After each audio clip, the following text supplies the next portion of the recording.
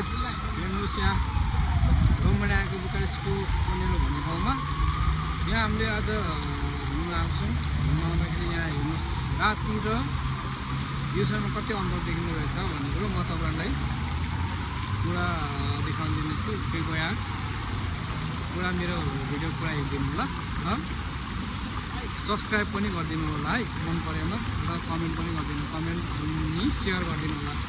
म यो पुरा दिउँसो कस्तो दिन्छ र राति कस्तो दिन्छ यहाँ एउटा म भिडियो गरेर देखाइदिएको छु है। ल साथै हो अहिलेको यहाँ रातिको यो सिन हो र भरे म दिउँसोको पनि म देखाइदिन्छु। तपाईँलाई चाहिँ कुन चाहिँ मनपर्छ